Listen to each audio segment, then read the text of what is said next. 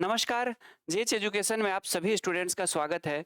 जैसा कि मैंने आप लोगों से प्रॉमिस किया था कि मैं month by month Bihar current affairs को कवर करने वाला हूं, तो इसी के तहत हम लोगों ने सितंबर से लेकर के फरवरी 2024 सितंबर 2023 से लेकर के फरवरी 2024 तक हम लोगों ने अभी तक जो क्लासेस है अटेंड कर लिया है। हम लोगों ने लेक्चर सुने हैं, लेक्चर तैयार किए हैं। आइए हम लोग मार्च 2024 की तरफ फोकस करते हैं और देखते हैं कि मार्च 2024 में कौन कौन सी ऐसी घटनाएं हुई थी, यानी बिहार करंट अफेयर्स में बिहार में कौन कौन सी ऐसी घटनाएं हुई थी जो आगे हमारे बीपीएससी 17वीं बीपीएससी, बिहार दरोगा, बिहार एसएससी और उसके अलावा बिहार में होने वाले टीचर और अन्य एग्जाम के पॉइंट ऑफ व्यू से इंपॉर्टेंट है। तो देखते हैं मार्च 2024 में कौन कौन से प्रमुख घटनाएं हुई थी।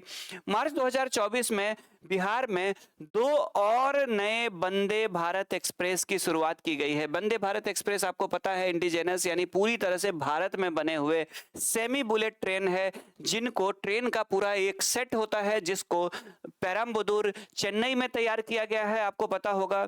और उसके बाद जाकर के ये बिहार के साथ साथ भारत में सेमी बुलेट ट्रेन के रूप में शुरू किया गया है और देश के सभी भागों में काफी अच्छा रिस्पांस रहा है। तो 2023 में बिहार को मिले थे हिस्से में दो सेमी बुलेट यानी वंदे भारत एक्सप्रेस मिले थे। एक जो मिला था वो पटना से लेकर के रांची वाला था और दूसरा जो था वो पटना से हावड़ा वाला था। पटना रांची और रांची पटना कह लीजिए और उसके बाद जाकर के पटना हावड़ा वाला। उसके बाद जाकर के देखिए तो दो और वंदे भारत एक्सप्रेस बिहार को मिला है। प्रधानमंत्री श्री नरेंद्र मोदी जी के द्वारा मार्च 2024 में फ्लैग ऑफ किया गया है, यानी कि इनको हरी झंडी देकर के ऑनलाइन डिजिटल रूप से हरी झंडी देकर के वीडियो कॉन्फ्रेंस के माध्यम से दो ट्रेनों को हरी झंडी देकर के रवाना किया गया है। और दो नए वंदे भारत एक्सप्रेस जो बिहार के हैं देख लीजिए। और ये बेसिकली जो ट्रेन है ये दो नई ट्रेनें हैं। एक है पटना गोमती नगर, यानी कि ये पटना से लखनऊ जाएगी और दूसरा यानी कि यूपी जाएगी, और दूसरा पटना न्यू जलपाईगुड़ी।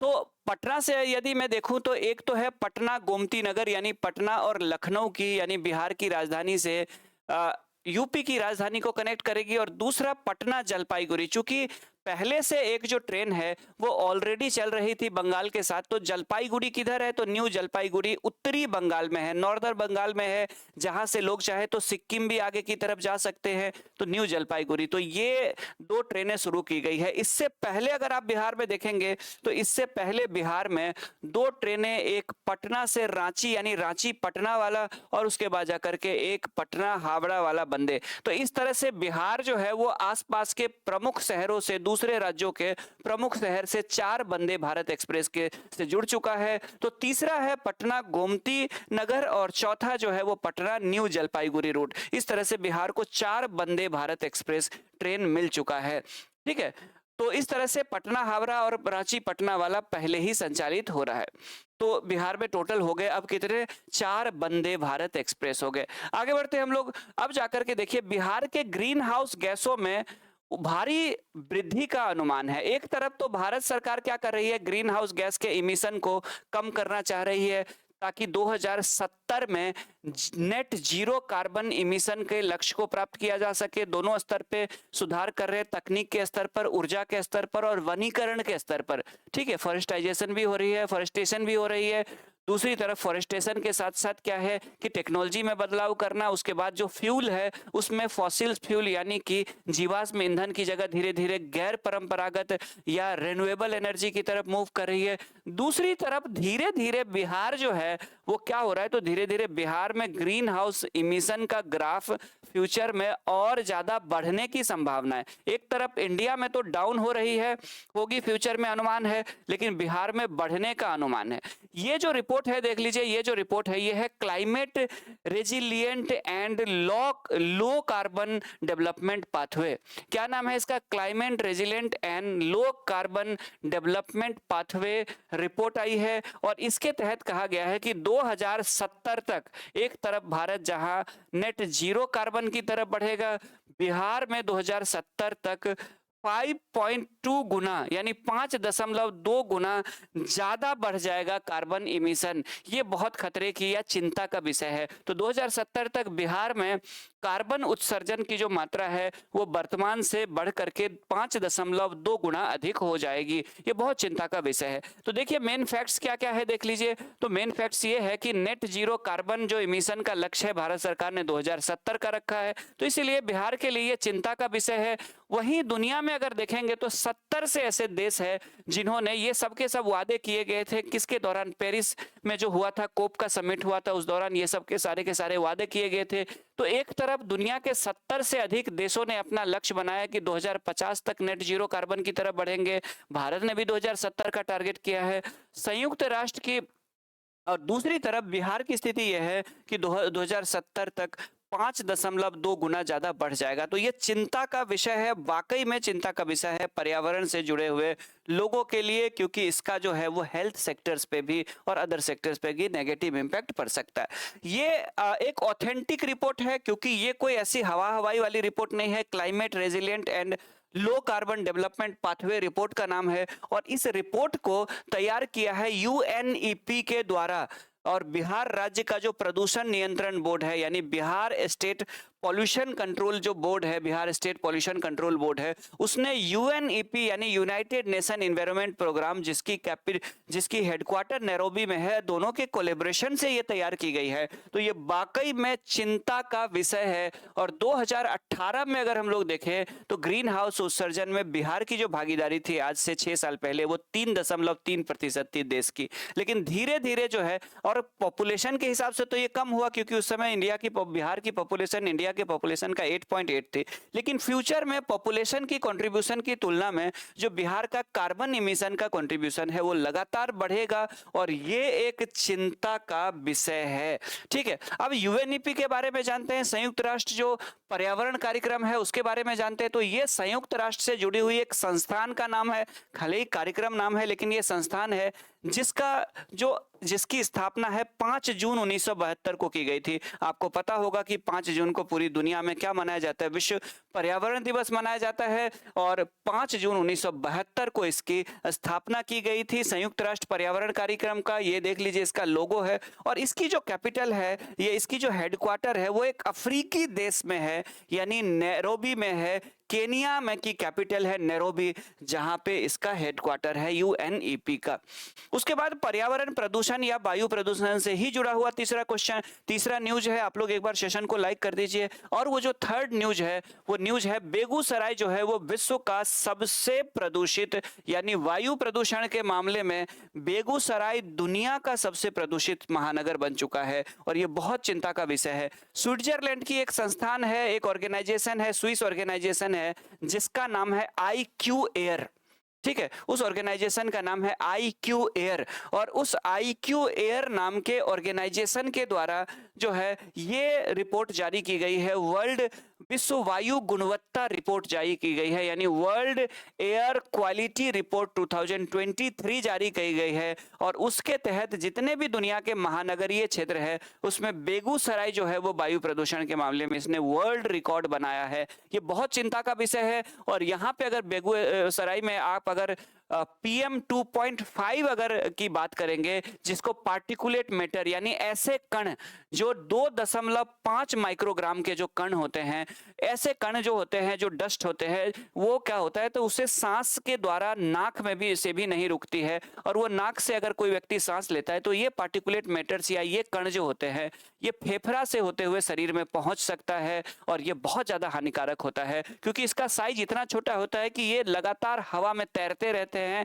और ये हवा में कई दिनों तक तैरते रहते हैं। ये इस पे गुरुत्वाकर्षण प्रभाव भी नहीं होता, ये जमीन के नीचे ये डस्ट नहीं बैठती, और ये डस्ट सांस के माध्यम से लोगों के फेफड़े तक पहुंच करके नुकसान कर सकती है, जिसको कहा जाता है PM 2.5। तो PM 2.5 मतलब पार्टिकुलेट मैटर 2.5 माइक्रोग्राम के जो होते हैं इनको, और इनकी जो सांद्रता है देख लीजिए, बिहार में अगर आप देखेंगे तो इसकी जो सांद्रता है बेगूसराय में वो 118.9 माइक्रोग्राम प्रति घन मीटर पाया गया, यानी 1 स्क्वायर मीटर के एरिया में 118 माइक्रोग्राम जो है 0.9 माइक्रोग्राम पाया गया। ये बहुत ही हानिकारक हो सकता है, और ऐसे लोग जो दमा या अस्थमा के पेशेंट्स हैं, बुजुर्ग लोग हैं, छोटे बच्चे हैं, गर्भवती महिलाएं, उनके लिए सांस की बीमारियों का ये एक बहुत बड़ा खतरा बढ़ गया है। तो दुनिया का सबसे वायु प्रदूषण के मामले में बेगूसराय ने रिकॉर्ड बनाया है। इसी एक्यू एयर की जो रिपोर्ट है, वर्ल्ड क्लाइमेट को लेकर के जो रिपोर्ट है, वर्ल्ड एयर क्वालिटी रिपोर्ट 2023 है, उसके अनुसार दुनिया के जितने भी देश है उसमें दिल्ली जो है, जो कि भारत की राजधानी है, तो दिल्ली कैपिटल सिटी के मामले में इसने रिकॉर्ड बनाया है। यानी दुनिया में राजधानी शहर जितने भी है दुनिया में, उसमें सबसे ज्यादा वायु प्रदूषण जो है वो दिल्ली में ही है। और दिल्ली में भी अगर बात करें तो देख ही रहे हैं आप लोग क्या स्थिति है। 2.5 जो पार्टिकुलेट मैटर है 2.5, उसकी क्या स्थिति आपको दिल्ली में दिखाई दे रहा है। इस तरह से अगर देखेंगे तो 2018 से लगातार 18, 19, 21, 22, 23 लगातार 18 से लेकर के राजधानी स्थिति अब जो दिल्ली है दुनिया की सबसे प्रदूषित राजधानी, चौथे के बाद देख लीजिए तो ये तो 23 में 5वां हो गया। तो इस तरह से लगातार जो कई वर्षों से दिल्ली जो है वो दुनिया की सबसे ज्यादा वायु प्रदूषित जो है वो कैपिटल सिटी बन चुकी है। और महानगरों की बात कर ले तो उसमें बेगूसराय जो है वो दुनिया का सबसे ज्यादा प्रदूषित महानगरीय क्षेत्र बन चुका है। वायु प्रदूषण से हानि क्या क्या होती है देख लीजिए। अगर आप देखेंगे एयर पॉल्यूशन, तो एयर पॉल्यूशन कहा जाता है, एक अनुमान है कि दुनिया में से हर 9 में से एक व्यक्ति की जो मृत्यु होती है, यानी 9 व्यक्तियों की मृत्यु होती है, उसमें से एक व्यक्ति की मृत्यु जो होती है वो वायु प्रदूषण से जुड़े हुए किसी न किसी कारण या बीमारी की वजह से होती है। और हर साल कहा जाता है कि 7 मिलियन व्यक्तियों की जो मृत्यु होती है समय से पहले ही हो जाती है, 7 मिलियन व्यक्तियों की मृत्यु। ठीक है, तो उसके बाद जाकर के देखिए इस सब के लिए कहीं ना कहीं वायु प्रदूषण भी दोषी है, और इससे अस्थमा, कैंसर, स्ट्रोक और फेफड़े से संबंधित बीमारी होने का खतरा बढ़ जाता है।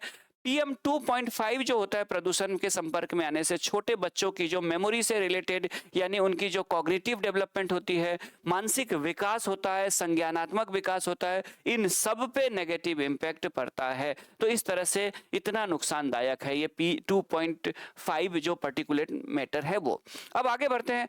ONGC जो है वो बिहार के समस्तीपुर में तेल के लिए कुआं खोदने की तैयारी कर रहा है बिहार में, यानी कि बहुत जल्द बिहार भी देश के पेट्रोलियम उत्पादक क्षेत्र के नक्शे में शामिल हो सकता है। ये संभावना व्यक्त की जा रही है कि बिहार बहुत जल्दी जो है वो देश के पेट्रोलियम उत्पादक क्षेत्रों के उस मैप में शामिल हो सकता है। और ये काम कौन करने जा रही है, कुआं खोदने की काम की कौन कर रहा है? ONGC, oil and natural gas corporation, यानी ONGC बहुत जल्द बिहार के समस्तीपुर में पेट्रोलियम की खोज के लिए कुआं खोदने की तैयारी कर रहा है। और ये ड्रिलिंग कहाँ पे किया जाएगा? तो ये ड्रिलिंग बिहार के समस्तीपुर जिले में, यहाँ पे नक्शे में आप देख लीजिए समस्तीपुर, चूंकि ये गंगा का मैदानी क्षेत्र है और यहाँ पे बहुत ज्यादा क्या है डिपोजिशन हुए हैं, यानी ऐसे क्षेत्र जहाँ पे निक्षेप बहुत ज्यादा होता है एलुवियल सॉइल का, या ऐसे क्षेत्र जहाँ के पे पुराने क्षेत्र समय में गड्ढा था और यहाँ पे लगातार मिट्टी का क्या हुआ है, लगातार भरने का काम किया गया नदियों के द्वारा। तो यहाँ अंदर पेट्रोलियम हो सकता है। आपको पता है कि ये प्राचीन टेथिस सागर का क्षेत्र है, और इस टेथिस सागर के इस बड़े बड़े गड्ढे में पुराने समय में टेथिस सागर के इस नीचे मलबे के नीचे जो है वो पेट्रोलियम होने की संभावना है, क्योंकि सागर का जो कॉन्टिनेंटल शेल्फ का एरिया होता है वहीं पे जो पुराने माइक्रो ऑर्गेनिज्म होते हैं, जो जीव जंतु या सूक्ष्म जीव होते हैं, उसी के दबने से पेट्रोलियम बनते हैं, जीवाश्म ईंधन है। और चूंकि ये पूरा क्षेत्र जो है वो प्राचीन टेथिस सागर का क्षेत्र रहा था, जिसमें लगातार हिमालय से आने वाली नदियों ने मिट्टी भरा हुआ है, इसीलिए हो सकता है कि यहाँ पे पेट्रोलियम मिल जाएगा। तो पहला कुआं जो है, पहला जो ड्रिलिंग जो है वो 2024 में इसी साल होने जा रही है, और ONGC के द्वारा जो ये ड्रिलिंग जो है वो समस्तीपुर में किया जाएगा। और इसके लिए 3D सिस्मिक डाटा यानी 3D लेवल के जो भूकंपीय डाटा है उसको भी हासिल कर लिया गया है ओएनजीसी के द्वारा, ताकि इस क्षेत्र में खुदाई का काम प्रॉपर ढंग से किया जा सके। ठीक है, तो बिहार के समस्तीपुर में पेट्रोलियम के लिए ओएनजीसी के द्वारा खुदाई की जाएगी। अब ओएनजीसी के बारे में जानते हैं, तो ओएनजीसी क्या है? एक सार्वजनिक क्षेत्र का उपक्रम है, यानी पब्लिक सेक्टर का ये है उपक्रम है, यानी अंडरटेकिंग है, पब्लिक सेक्टर अंडरटेकिंग पीएसयू है, जिसको महारत्न का दर्जा मिला हुआ है। इकोनॉमी में आप लोग महारत्न, मिनी रत्न, ये सब आप लोगों ने पढ़े होंगे वहां पे। ठीक है, तो महारत्न का दर्जा इसको मिला हुआ है। और ये ओएनजीसी जो है, जिसकी स्थापना 1995 में हुई थी, ये भारत के अंदर जो जितने भी पेट्रोलियम और गैसों का पता लगाया जाता है और उसकी एक्सप्लोरेशन यानी कि उसका काम होता है, उसके निकालने का काम होता है, उसमें 70% भारत में इंडिया के अंदर जो क्रूड ऑयल और नेचुरल गैस है, यानी कि कच्चा तेल और प्राकृतिक गैस है, उसका 70% जो जितना भी प्रोडक्शन होता है, डोमेस्टिक प्रोडक्शन, उसकी जो भागीदारी है वो ओएनजीसी की है। और इस तरह से ओएनजीसी की अगर हम लोग बात करें तो ये पेट्रोलियम और प्राकृतिक गैस मंत्रालय जो है, ministry of petroleum and natural gas, उसके अंतर्गत आता है। और इसी के द्वारा समस्तीपुर में क्या किया जाएगा? तो समस्तीपुर में पेट्रोलियम की खोज के लिए कुआं खोदा जाएगा। अब आगे बढ़ते हैं। बिहार दिवस, तो आपको पता है कि 1912 में बिहार एक अलग राज्य के रूप में गठित हुआ था, और उस समय जो है वो बंगाल से अलग करके बिहार को एक अलग राज्य बनाया गया था 1912 में। और इसी के उपलक्ष्य में 22 मार्च को हम लोग हर साल क्या करते हैं? तो 22 मार्च को हर साल बिहार दिवस यानी बिहार डे मनाया जाता है। ये न सिर्फ बिहार में 22 मार्च को मनाया जाता है, बल्कि पूरी दुनिया में जहां जहां बिहारी लोग हैं, जहां जहां बिहार के लोग हैं, उन सभी क्षेत्रों में ये बिहार दिवस के रूप में मनाया जाता है। और आपको पता है कि बिहारी लोग कहाँ नहीं है, बिहार देश के हर भाग में है और दुनिया के हर क्षेत्र में बिहारी लोग हैं।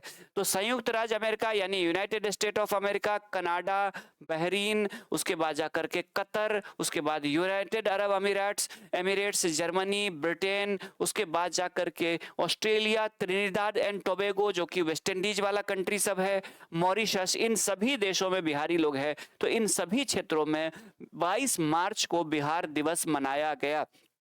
ठीक है, 22 मार्च के थोड़ा सा बैकग्राउंड देख ले क्या हुआ था। तो बेसिकली जो है 1911 में आपको पता है कि जॉर्ज पंचम यानी उस समय जो ब्रिटिश क्राउन थे, यानी कि ब्रिटेन के जो महाराजा थे जॉर्ज पंचम, वो दिल्ली आए थे। और चूंकि उस समय बिहार जो था, भारत जो था, वो ब्रिटिश साम्राज्य के अंतर्गत था, तो इसीलिए उन्होंने दिल्ली के लाल किले में दिल्ली दरबार का आयोजन किया गया था, यानी उनका अस्थायी दरबार लगाया गया था, और जहां पे विभिन्न मुद्दों पर बातचीत हुई थी। और ये जो दरबार है, ये 12 दिसंबर 1911 को तीसरा दिल्ली दरबार हुआ था। ये थर्ड था अभी तक, क्योंकि ब्रिटेन के अंतर्गत भारत था उस समय, तो ब्रिटेन के जो महाराजा या महारानी होते थे वो अपना दरबार लगाते थे। तो ये जॉर्ज पंचम के द्वारा ये दरबार लगाया गया था लाल किला के पास 12 दिसंबर 1911 को।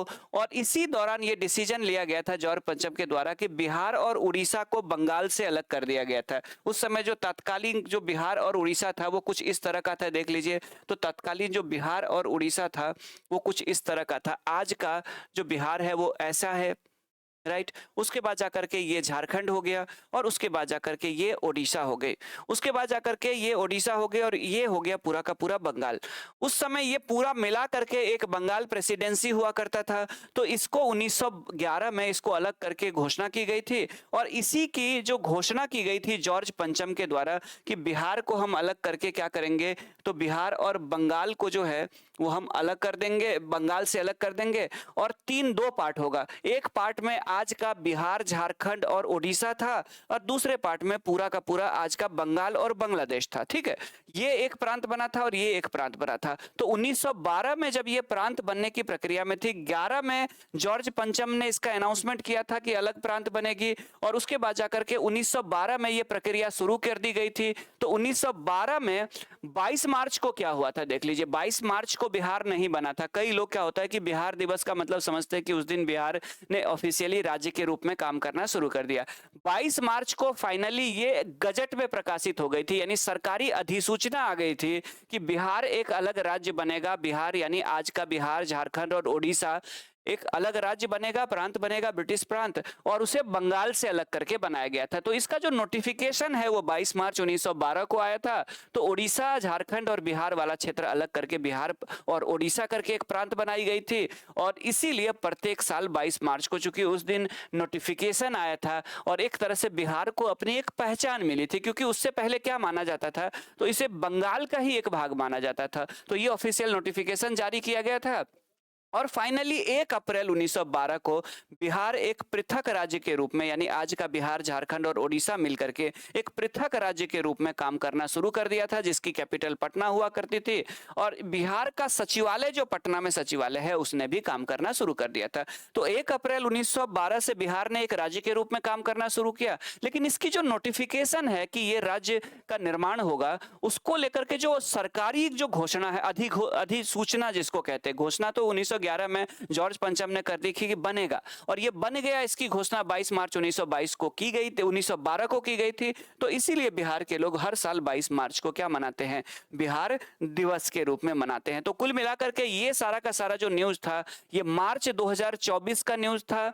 और इस तरह से आप सभी लोग एक बार सेशन को लाइक कर दीजिए, ताकि मुझे मोटिवेशन भी मिलता रहे। आप लोग शेयर भी कीजिए और सब्सक्राइब भी करिए। ऐसे लोग जो देख करके सब्सक्राइब नहीं करते हैं, आप लोग सब्सक्राइब भी जरूर करिएगा, ताकि मैं आगे आने वाले समय में ज्योग्राफी, बिहार स्पेशल और इन्वायरमेंट एंड इकोलॉजी आईएएस के लेवल पे और भी सारे नेशनल इंटरनेशनल करंट अफेयर्स को आप लोगों के सामने रख सकूं। ठीक है, तो एक बार आप सभी लोग सेशन को लाइक कर दीजिए। और आप लोग डिस्क्रिप्शन बॉक्स में जाकर के, डिस्क्रिप्शन में जाकर के चैनल का देखेंगे तो वहां पे आपको टेलीग्राम चैनल का लिंक मिलेगा, जिसमें मैं रेगुलर रूप से पीडीएफ शेयर कर रहा हूं। और खास करके जो प्रिंटेबल पीडीएफ होता है, जो A4 साइज में, वो मैं शेयर कर रहा हूं। वहां पे जाकर के आप उसे डाउनलोड करके प्रिंट आउट भी कर सकते हैं। ये सभी के सभी जो बिहार करंट अफेयर्स अभी मैं करा रहा हूं, ये 70वीं बीपीएससी के अलावा अगर आप देखेंगे तो बिहार में होने वाले टीआरई यानी टीचर रिक्रूटमेंट एग्जाम, बिहार दरोगा एग्जाम, बिहार सचिवालय एग्जाम, और उसके अलावा बिहार में होने वाले अदर जो एग्जाम है, उसके पॉइंट ऑफ व्यू से इंपॉर्टेंट है। तो मिलते हैं हम लोग इसी तरह का फिर से यूजफुल सेशन लेकर के आप लोगों के साथ। सभी लोगों को धन्यवाद जुड़ने के लिए। Thank you, have a nice day. जय भारत।